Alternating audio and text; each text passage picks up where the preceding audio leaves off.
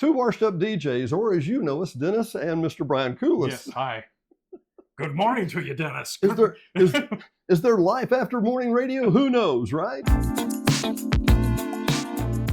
Guy did a morning show. One of my first jobs was KIKT in Greenville, Texas. KIKT? And I love the morning show guy, but he kind of overdid it. He was like, "Good morning, how you doing? Good morning, it's a morning show on Greenville, Texas." You know, and he was Because Greenville, Texas needed to wake it up every morning. They did. They need to wake up. Yeah, they're close to Dallas. Now they're part of Dallas. Now. Is it really? Used to be out in the middle of nowhere. Yeah. Is it west or south, or I don't even know? It is kind of north of Dallas. It's near In-N-Out Burger, so it's up 75. That's up past Lake Ray Hubbard, up 30. Oh yeah, up Interstate 30. So you go through Greenville and west of Rock Wall or whatever. Yeah, exactly right. Yeah. So anyway, that said, I've still got a radio show, Holding On with the Death Grip, 9 a.m. Saturday morning. Yes, you do. KVRE 92.9, streaming live. It's good stuff. Not streaming dead. Well, so I probably the end of every show I play Diamond Rio, One More Day. Just one more day with you. What a beautiful song. It is. That said, I really wish, or maybe I should be playing Tom Petty, The Last DJ. Oh, yes. Because in a unique format, I get to play anything. Thank you, KVRE, co-sponsor of the show. Yeah, it's great. And you had to play a format. What did you play? Yeah, I've done different things. I was at, I started out KVIL in Dallas, which everybody knows in Texas, Ron Chapman, who was like a legendary. Oh, man. He was I got to work with Ron Chapman, Jody Dean, all these legends. No, boy, I got to ask, because seriously, I don't want to move on from that until we come back to that. Did you know you were working with a legend at that time? I started out as an intern there, and I didn't know how fortunate it was. And a lot of these people, like rock stars and things, when you're in the moment, you're like, I didn't really know how special that time was. Yeah. And I didn't know. Ron Chapman, he's passed away now a couple years ago, but people say, you worked with Ron Chapman? Oh, he was the god in Dallas. I mean, the king. And when Paul Harvey was having health issues at the end of his life, Ron Chapman filled in for Paul Harvey. I mean, Ron Chapman was big time. So, but he was just a person to me I worked with. Anybody who fills in for Paul Harvey is big time to me. Right. I'm telling you. And a lot of people know Jody Dean, who was kind of his producer and sidekick, and all these legendary broadcasters. And I started out there. That was one of my first jobs, and it was adult contemporary. It was big AC. And we call it AC, and everybody knows the term. But who would you play? Give me an example. Oh, it'd be anything from the Carpenters, the Beach Boys, Anita Baker,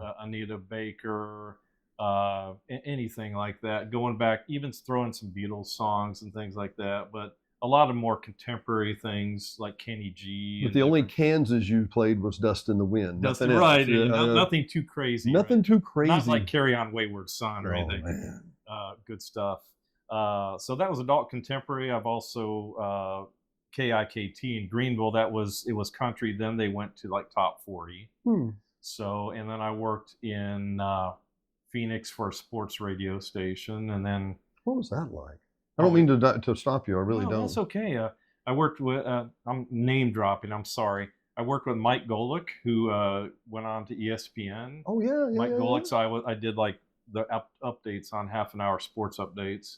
So I worked with him, and then I went to Denver, worked at Cool 105, which was the king. I mean, they were. So that was anywhere. It is similar to KVRE format. It was adult contemporary, older. Yeah, 60s to 80s at that time, 60s to 70s, and so that's kind of what the formats I worked with. Well, I was always curious. Did you always get to play what you liked?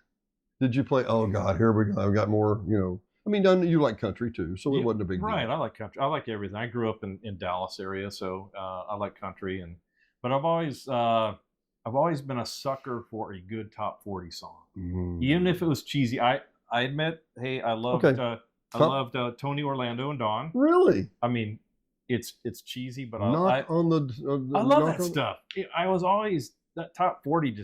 I'm a sucker. It's funny, and I suspect this. I don't know this. We've never talked. But when I was a kid, the one thing I wanted to be was older. Was all those really older people, they had fun. They had cool toys.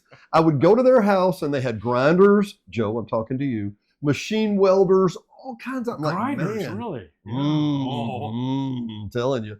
But all kinds of toys, and I always thought that was really cool. right. Somebody asked me one time what it's like living in the village. I said, it's great. All the adults live here.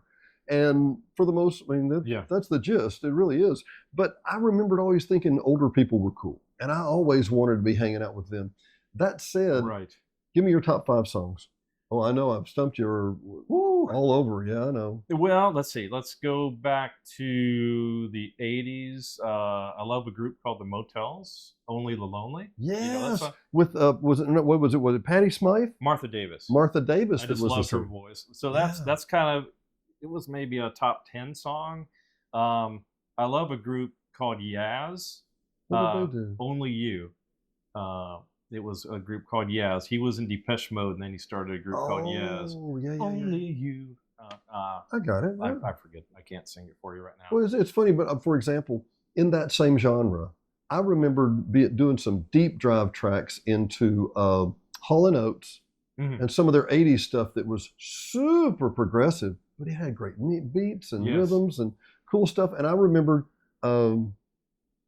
Can't Wait by New Shoes. Yes. I can't wait. Can't wait. Yeah.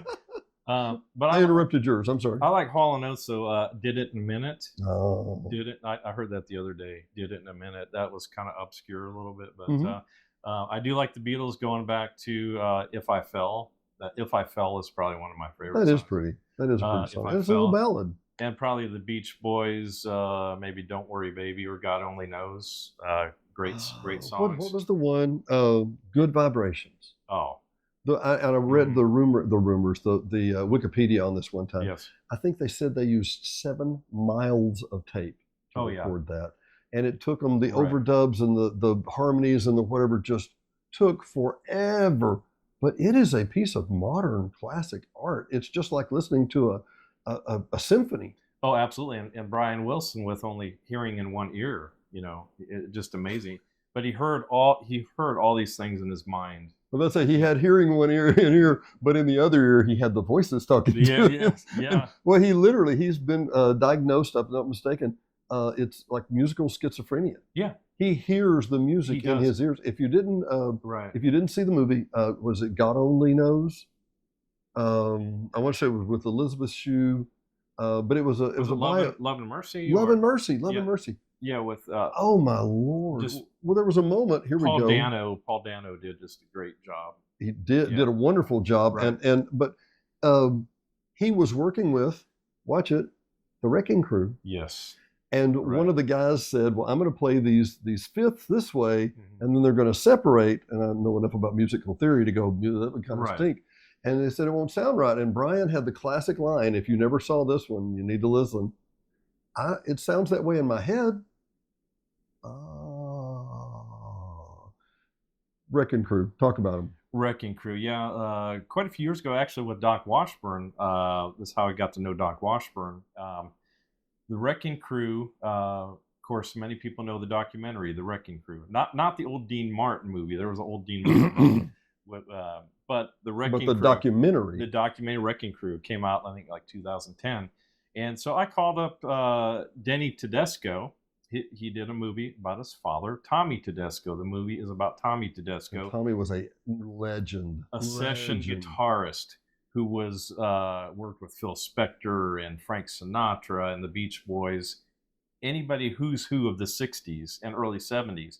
So he was part of the Wall of Sound. I don't mean to interrupt. Absolutely, no. You can't say that name. The Wall of Sound. Yeah, you can't say that name without going the Wall of Sound, because it's anyway, yeah. And it's amazing. So anyway, I with my company, Affordable Health and Life, I brought Denny Tedesco to Hot Springs Village. Really? And we did a premiere and a meet and greet afterwards. Of the documentary? Yeah, with Denny there. Cool. Brought Denny there, and me and Denny became friends. He's a director, and his father was Tommy. So it was so cool because there at the Coronado Center, we had a premiere of the movie.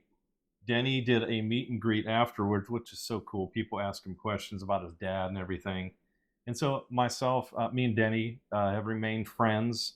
So he did the Wrecking Crew movie, and then I called up Doc Washburn. I didn't really know him, but Doc was supposed to do an interview with us for 5 minutes and it ended up he got in trouble because the interview went an hour and a half. I'm sorry, I don't know. I don't think I've ever heard an unedited interview with Doc Washburn because it's fascinating guy. But he does like to talk like a DJ or something. And he loves like us, he loves music. So the interview ended up going an hour and a half. He got in trouble with his program director a little bit, not too much, but anyways. And then Denny now has a movie called Immediate Family. Did you know about that? No. It's about, we'll put a trailer here at the bottom. So the Wrecking Crew is about 60s studio musicians. Really great, fun movie.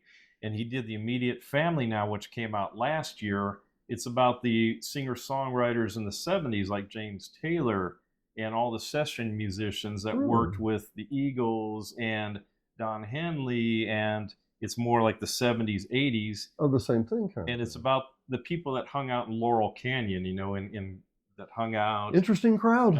Some of them were murderers. Who knows? Joni Mitchell, Charles Manson. But Carole King. Carole King, of course. Yeah.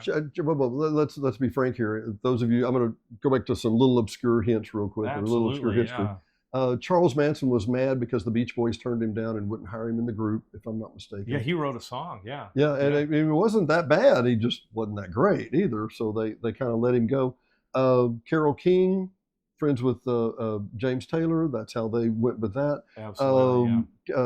Carole King is coming out of the Apple recording studio, not the one you might think, but the one by the Beatles. Right. She's coming out of the studio, and James Taylor's coming in, and I've got this great song you might like. It's called Fire and Rain. Oh. And he said, I didn't know I would get to sing that song every night for the rest of my life. But he makes a great point. Right. I mean, those are just classic pieces of our lives. We just don't, right. They're ingrained in everything. And I'm sure that made him a few dollars too. He probably paid some to her too, as my guess, right? Yeah, Carole King, wow. But you brought it back up. You were talking about Don Henley, and we talk about the Eagles. Yes. You know this one. And the Eagles were a backup band for some obscure singer. What was her name? She was from Tucson and very attractive young lady. Yeah, great voice. Yeah. I know who you're talking about. I think you are. And who was it? Linda Ronstadt. Yeah. Absolutely. And so Linda Ronstadt's backup band were the Eagles. Yes. Oh, yeah. And the rest is history. Anyway, so let me ask. So did you ever work at a station where you played something you really didn't like?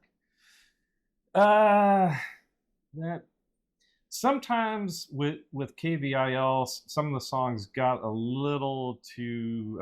Ron Chapman would he liked kind of show music at times, so it would get a little kind of Broadway. Broadway-ish, yeah. And I honestly, I'll get killed for this. I'm not a big fan of Barbra Streisand, so it would, I just don't.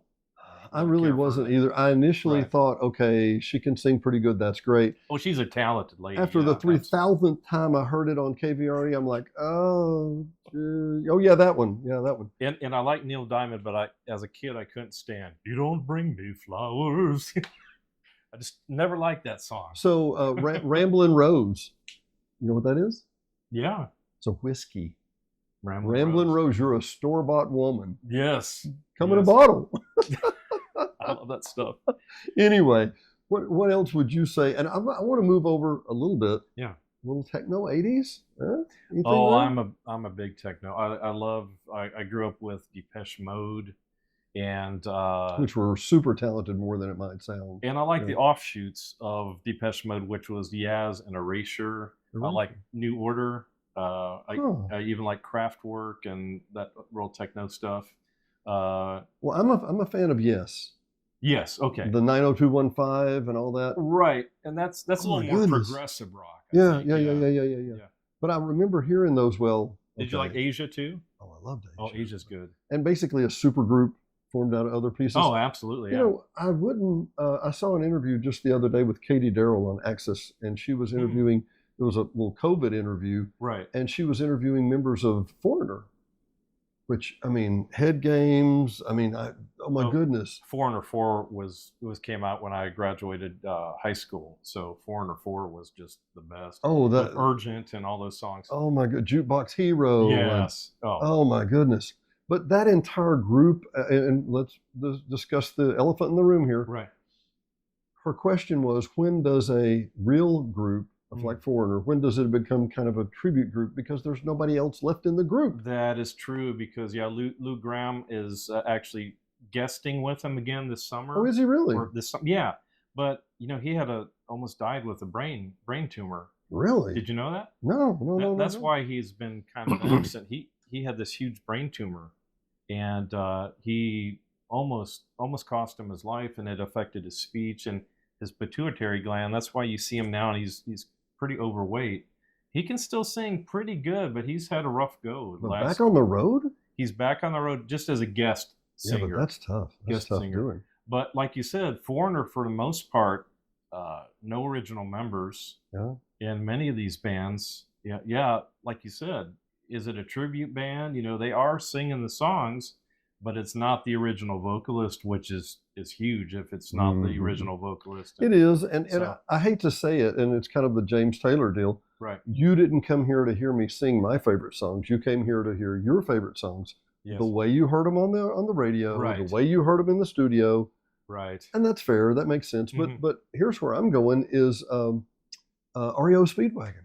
Right. Of all people, did you see what happened with them this summer? I did. Yeah, it's crazy. I couldn't not play "Roll with the Changes," which is apparently what they don't want to do. But the bassist was having lower back problems.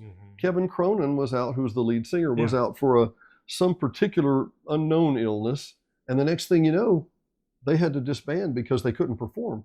And somebody had theorized that they had a contract that said one of the original members has to be on the stage at all times because they had signed that contract. Right. And I'm thinking, well, on one hand, ouch, but on the other hand, that does kind of make sense. And he's going out as Kevin Cronin's band. He's going on Kevin Cronin. Can't use the name, right? Can't use REO, right? Can't use REO, but a lot of people do know who he is. But he'll do, hang on, he's going out with Kevin Cronin, a couple other, who was the guy that wrote Laugh in the Fast Lane? And Joe Walsh. No, the other guitar player that they kicked, Finley. Don Henley? No. Don Felder. Don Felder. So it's Don Felder, REO Speedwagon guy, and I think I want to say it's Sammy Hagar. Oh, and it's going to be like the Monsters of Rock. Yeah, the Red Rocker, which, hey, that's pretty cool. Actually, I played this last week. Which you can all catch at hsv-radio.com for the last 3 years. But I played. Great show, by the way. You're very kind. Excellent show. But I played heavy metal and I played FM, the songs heavy metal and FM. What did those songs have in common? Let's see, FM. FM? No static at all. Was that Michael McDonald background? Nope, that was Steely Dan. Right. And both of those were songs from the same movie. Heavy Metal was from the movie Heavy Metal, which was a cartoon. Remember that? I love that movie. Yes, it was like a midnight movie. It was a midnight movie, and you're like, oh, this is going to be, God, this is great music. Had Devo and all kinds of stuff. Yeah, it was super cool. Didn't it have Journey, too? Yeah. It was cool. Yep. I remember sitting there in Dallas, midnight movie, like, wow, this is cool. He was sober, I promise, really. Right? Ish. Yeah. But it was coffee. I had coffee. Drinking. I won't tell you what's drinking coffee. Yeah. But we have Heavy Metal and Sammy Hagar, which back when he had just left Montrose or was still in that area. Right. Hard Rock Candy. It's just some fantastic songs. And then the movie FM had the song FM. The movie FM was quite forgettable. Yeah, but that Steely Dan song, I still hear it all the time. That's a great song. Yeah. No static at all. I like Steely Dan. Other ones you love? Other ones I love. I am a huge Cars fan. I love the Cars. Let the good times roll. The Cars got me through the 80s. I love all their music. I liked the quirkiness of Rick Ocasek, who's just, his lyrics were just bizarre, and his hiccup, and then Benjamin Orr, the blonde bass player, who had the rock star looks, and he sang Drive and a lot. He had a great voice. Rick didn't have the best voice, but he's so quirky and fun. He was an entertainer. He reminded me of David Lee Roth, who frankly was a great entertainer, not the world's greatest singer, but he He was Oh, and entertaining. again, yeah, I'm a sucker for Van Halen. I mean, You I'd seen them 3 or 4 times. you said Van Hagar? Van Van Halen. Van Halen. Yeah, I'm on this. There's always are you Van Halen or Van Hagar? I like David Lee Roth. I thought he was just over the top. He was Yeah. fun, like you said. Not Hagar had a better, stronger voice, but something about David Lee Roth, just a showman. He was a gymnast. He was just amazing. You know, the Just splits, the jump. The cat calls. But to be fair, Sammy Hagar wrote with Alex and well, in particular Eddie some of the greatest songs. 5150 They had some right now. Their greatest success. Yeah. Oh yeah, my goodness. Right. They were just golden in the studio. And you can't express it without expressing it, but right. Eddie was just a tragedy. It was Yeah. literally a tragedy. Absolutely. Both of them, Hagar. I'm sorry, Alex and Eddie. I'm blank. Van Halen. Yes. Were how do I say it? Their dad was a raging alcoholic. Did I do that well? And they tried to follow after Dad. Right. Alex finally dried up and did his very best. But yeah. Unfortunately, I mean, Eddie literally drank himself into a grave. He did, and he just became disenfranchised from even Sammy Hagar and everybody at the end of his life. And they hated it for him because they loved him. But oh yeah. And I mean, yeah, look, I can love alcohol sometimes. It has an appeal some days. But if it's alcohol or Valerie Bertinelli, see you later, alcohol. Hands down. Yeah, Hands right. down. See you later. Okay. Yeah, right. But I mean, that's a joke, but it's an indication of just how sad that was because he just was literally stuck in the bottle. Literally. Such a talent, and it happened to so many of our rock gods and our music gods. And they had that 27-year-old curse too. There's a bunch of tell that real quick, yeah. And then I want to talk about Michael McDonald and the Doobie Brothers. Oh, absolutely. Kind of the pre-post, if you know what I mean. Yeah, and again, off the top of my head, I'm not going to know all the people that died at 27, but I think it was like Janis Joplin, Hendrix, Jimi Hendrix. There was a bunch at age 27 and tended to die of drugs or alcohol. Which was a bad combination. But not all of them. Some of them just died at 27. They just died at 27. Was it James Dean? James Dean, yeah, car wreck. Died in that car wreck. Not and drugs or anything induced. And I'm not sure if it was Buddy Holly as well, but it was a bunch at that. Isn't that odd? 27 years old. Yeah. Well, we did a show earlier. We talked about your heart condition and other things.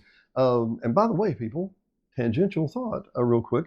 I had a geneticist tell me that your mother's brother is your best indicator of your health. Oh no. If your mother has a brother, right, that's the best indicator of your health. Oh, I'm done with. Yeah. Well, mine lived to 99, and he raced horses at Oakland until he was 92. Oh, my Lord. That's awesome. So he worked till he died too, I guess. Right. Maybe that's the moral of the story. But so the Doobie Brothers are put together. Why do you call yourself the Doobie Brothers? One guy said, well, you guys are stoned so much of the time, you might as well call yourself the Doobie Brothers. So that's how that began. Right. And then who's the guy, kind of short curly hair, one of the guitarists that does Rockin' Down the Highway and some others. Oh, yeah. I'm blank on his name right now. Had a drug problem, got tied up, lost his health issues. And they found this guy named Michael McDonald. Yes. And I mean, it's kind of before and after Doobie Brothers, right? Forgive me. No. And then Criss Cross, he did stuff on Criss Cross. He did. There was a place in the 80s or early 90s where Michael McDonald sang backup on a dozen different songs. And he's so unique, you could always pick him out. Yeah. He also worked with Steely Dan, too. Really? Oh, yeah, absolutely. Oh, hang on. He did piano and keyboards on Steely Dan. Oh, yeah. He was, like you said, all over the place. But he's one of these guys. I love these people that are so unique. Like you hear 2 notes out of Steve Perry, it's Steve Perry, and it's Michael McDonald. It's whomever it is. Yeah. And even our friend Rick Ocasek was, it's him. The good times rolling on. And you got to go. Come on, sing straight. He's like, no, that's how I do it. He, if I'm not mistaken, he passed just a couple of years ago during COVID, didn't he? Yeah, he did. Yeah, and he was married to gorgeous Paulina Porskova. Oh yeah, that was a model. Yeah, Paulina Porskova. She was in the You Might Think video. Remember that famous video? You Might Think. Yeah. early CGI or early computer graphics. Really? Really. You remember that video? I remember the video. He's got the little like dragonfly floating around. It's all like computer generated. That's right. The car's going up his chest there. You're talking the car going up his chest wasn't real? No. You know. No, they didn't really do that. I'm thinking when you talk about early CGI and the videos, which basically that formed a lot of our memories too. What was the one? Was it Aha? Yes, right. Where the guy ran from wall to wall and it'd go for animation. And it's a sketch. Yeah. It looked like a sketch. Yeah. Right. And early MTV, that was, our generation, the younger people think, well, you sat around and just watched MTV for 4 hours. You watched music videos, and you don't know how good they were. We were captivated. We were captivated. We'd sit down there with our Doritos and our Dr. Pepper and just sit there for 4 hours, and because we had just gotten cable TV. Okay, people. Well, cable was exciting. HBO. Cable was exciting. Yeah. Well, talk about that just for a minute. I'm noticing there's a whole generation of kids that have never known life without the internet or life without a smartphone. That's true. That's true. And it's not when will I drive? Right. It's when do I get a smartphone? And it's a whole lot sooner than when you drive. Well, you remember you're breaking down somewhere. You'd have to walk or flag hitchhike or something. You couldn't just get on your cell phone. Hey, Mom and Dad, I need some gas. I broke down in the middle of Arkansas or whatever. You had to get out, flag someone down, or walk for 5 miles or whatever. So did a show up here at Hollis the other day with Donnie Crane. Great people, just our salt of the earth. And I had recounted how I learned the Hollis area pretty well. Right. And that is, we turned and went back past behind Forked Mountain, and we went past the grave site, and we went down to where we thought the waterfalls were, and we couldn't find it. And then about that time, I remembered that I was in a Mercedes convertible with sidewalls about that tall going down a gravel road, which was not my best move. I'm just giving you a little. Oh, okay, right. Advice. It wasn't a best move. Don't do that. And I was driving along, and all of a sudden I heard a. Now I want to tell you, run flat tires don't really run flat long. No, they're a little while. Okay. But I was able to turn around and drive back about 3 miles at 5 miles an hour to not mess up really nice chrome wheels. Right.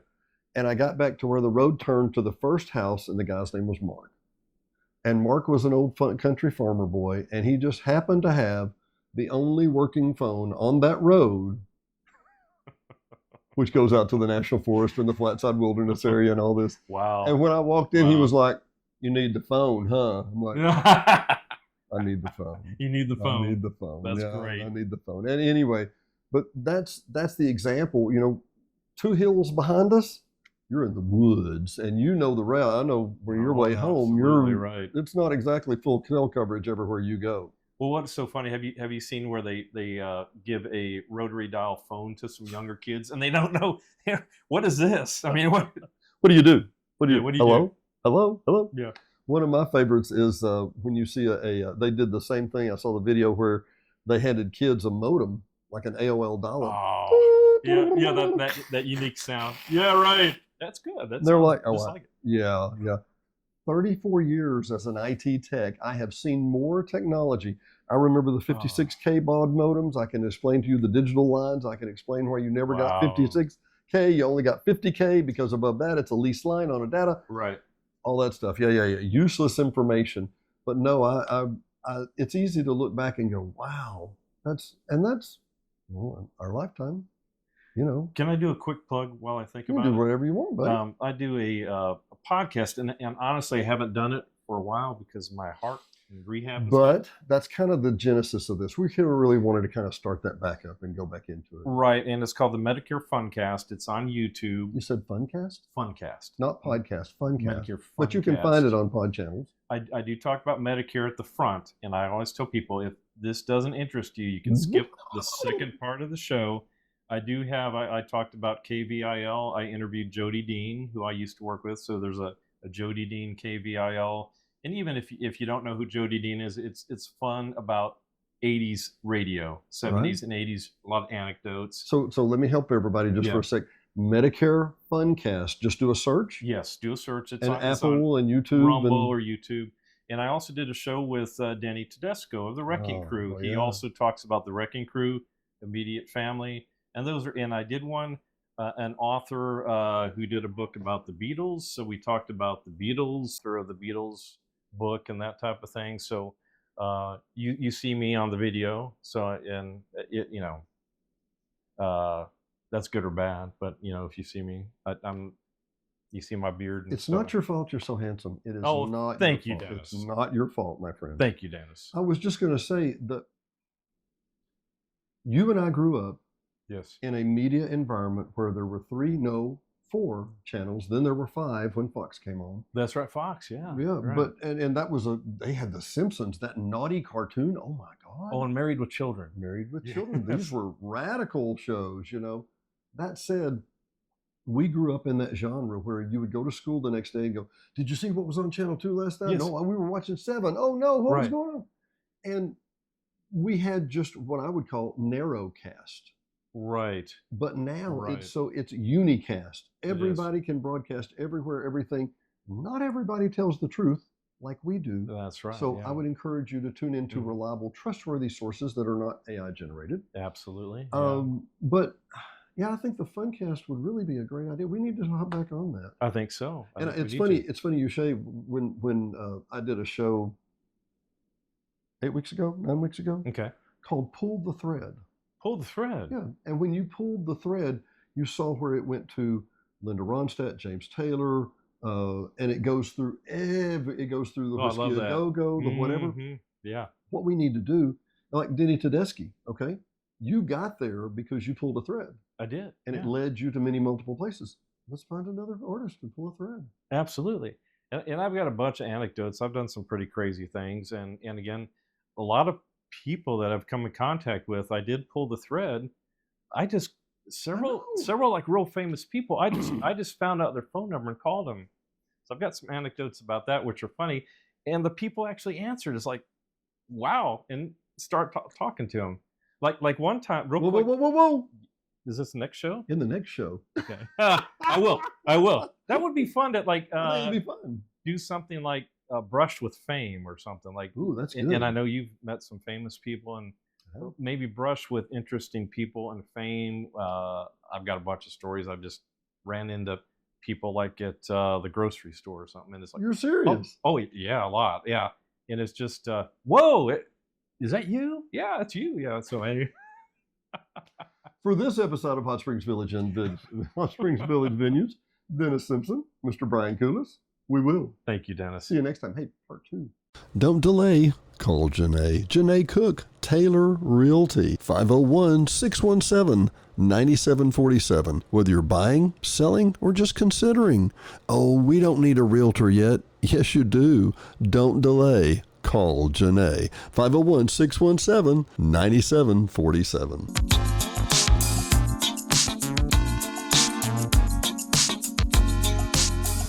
Hot Springs Village Venues is brought to you by KVRE at 92.9 and streaming worldwide on iHeartRadio. KVRE is your family-owned local hometown radio station, so be sure and tune in for live local programming, news, sports, and information every day at 92.9. HSV Radio. HSV Radio is heard every Saturday morning at 9 a.m. or streaming on any of the major platforms. Hot Springs Village Radio is an eclectic mix of music, motivation, great music history, and Saturday morning fun. Join us every Saturday morning at 9 a.m. 92.9. And brought to you by the Hot Springs Village Voice, Hot Springs Village only newspaper, also serving all of Saline and Garland County. Your local newspaper for local events. No one else has more local news than the Hot Springs Village Voice about the Hot Springs Village area. Sign up today at hsvvoice.com or call 501-623-6397. Again, that's 501-623-6397. Located at 3576 North Highway 7 in Hot Springs Village, Arkansas, just in front of Walmart. Brought to you by Gotta Go Vacations. www.gottagovacations.com. Troy Woods and Patrick Cunningham at 501-204-4805 can help you with any of your travel needs. Patrick and Troy have been airline stewards for decades, and their experience and their travel can serve you well. GottaGoVacations.com, again, that's GottaGoVacations.com, can help you book the perfect tour for you, whether it's a riverboat cruise up the Mississippi or the Rhine. These guys are who you need to call. 501-204-4805. Troy or Patrick, 501-204-4805. GottaGoVacations.com. D&D Village Properties. Hot Springs Village only short-term rental with over 2,100 five-star reviews. All properties are lakefront. They include complimentary kayaks, hot tub, pet-friendly, and a stunning view of the lake. Visit DD Village Prop today for your vacation getaway.